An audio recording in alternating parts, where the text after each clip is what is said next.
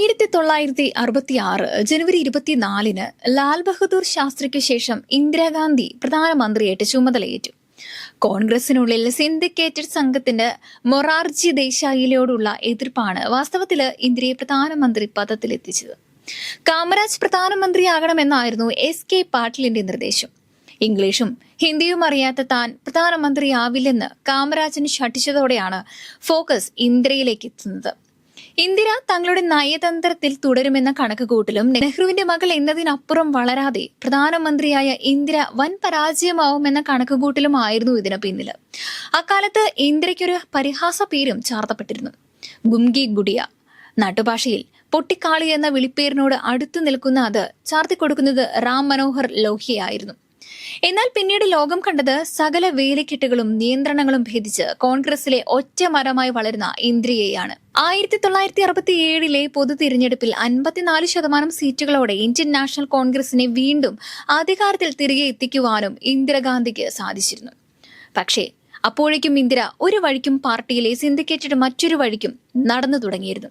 സ്വതന്ത്ര ഇന്ത്യക്ക് 20 വയസ്സ് പൂർത്തിയായ ആ കാലത്ത് ദാരിദ്ര്യത്തിന്റെ പടുകുഴിയിൽ നിന്ന് രാജ്യത്തെ കരകയറ്റുവാൻ സർക്കാരിന് എപ്പോഴും കഴിയുമായിരുന്നില്ല. വലതു സ്വഭാവം കാണിച്ച കോൺഗ്രസിലെ ഇടതു മനസ്സായിരുന്നു ഇന്ദിര.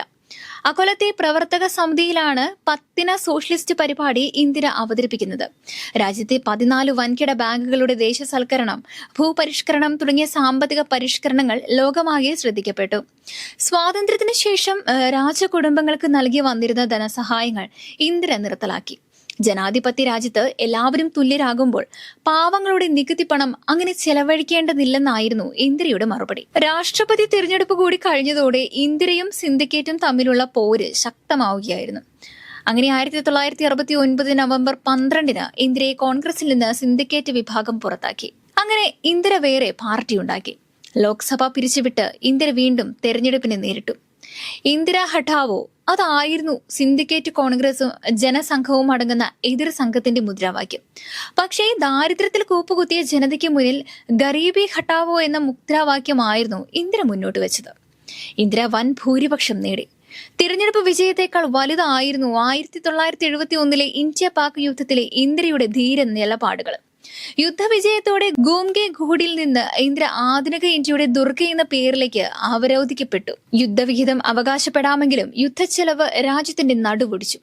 വിലക്കയറ്റം, തൊഴിലില്ലായ്മ, ദാരിദ്ര്യം, അഴിമതി എന്നിവ ഇന്ദിരയിലെ ജനപ്രീതിക്കും മങ്ങലേൽപ്പിച്ചു.